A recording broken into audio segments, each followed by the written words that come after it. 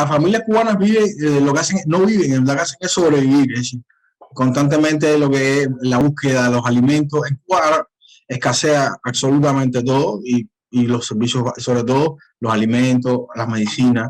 Y entonces las personas tienen que estar constantemente en colas, constantemente en la sobrevivencia diaria.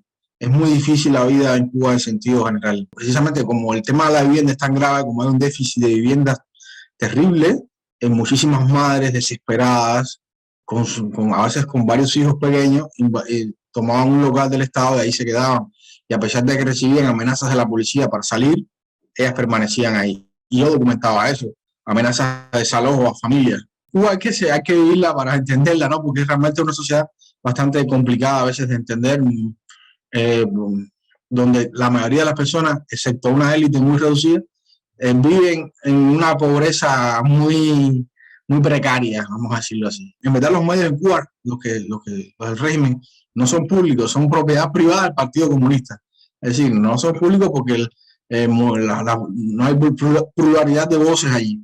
Es decir, todos los medios independientes de Cuba ahora mismo están en Internet y casi todos radican en el exilio. Que trabajan en Cuba están sometidos a una vigilancia constante y a un monitoreo constante de la seguridad del Estado, la policía política del régimen. La persona que vive en Cuba y lea los medios del régimen se da cuenta que están muy distantes de la realidad. Es decir, está muy claro que omiten, por no decir que mienten, vamos a decir que muchas veces no mienten, simplemente que no reflejan la verdadera realidad del cubano de a pie. No tenemos un acceso libre a Internet, pero sí han cambiado mucho las cosas con Cuba a raíz de que en diciembre del 2018 el gobierno permite por primera vez el acceso a datos móviles desde un dispositivo inteligente, desde un celular. Entonces eso ha hecho que miles de cubanos, aunque sigue siendo un servicio muy caro para la mayoría de los cubanos, puedan tener un acceso más libre a Internet. Fue fundamental el acceso a Internet, el hecho de que en ese momento tuviéramos red social. Fíjate si fue así que a las 4 horas de que comienzan las protestas en Cuba, el gobierno decreta un total apagón de Internet en todo el país. Así estuvimos 4 días sin Internet. Las protestas fueron más que legítimas en el sentido de que la gente lo que está pidiendo es libertad, democracia, están hastiados. Es decir, es un país que después de que llegó la pandemia del COVID, la crisis económica se ha acrecentado, la escasez ha sido terrible. Entonces, y eso lo están sufriendo los ciudadanos de a pie. Y entonces, cansados, hastiados de esa situación, deciden lanzarse a la calle. Bueno, el problema es que hay una tensión, un hartazgo entre la población que no tiene armas, que no tiene manera de cambiar un régimen que copa todas las instituciones y la ciudadanía en sentido general.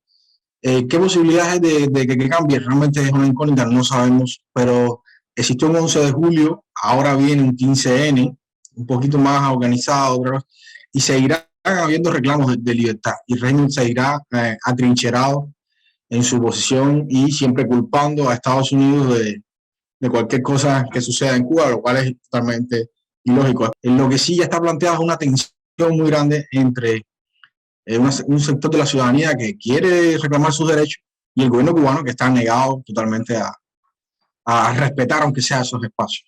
Hay un daño antropológico muy fuerte al cubano, es decir, que no conoce sus derechos, no tiene acceso a mucha información porque todavía hay miles de cubanos, millones que no tienen acceso a Internet, que no leen, y los que tienen acceso a Internet básicamente lo hacen para comunicarse con sus familiares, para pedirle dinero, para pedirle millones de cosas, porque bueno, por la situación en Cuba, como único se resuelve eso con una educación en libertad que lamentablemente no tenemos. Para mí ahora mismo es Internet, que es la ventana más plural que tienen los cubanos ahora para informarse y conocer de otras cosas del mundo, ¿no? Como el régimen no soluciona los problemas de fondo, continuarán las protestas, continuará la tensión y que no nos den solo. También hay que ocuparse de esas dictaduras ahí casi que olvidadas, como la de Cuba y Corea del Norte y otras más ahí.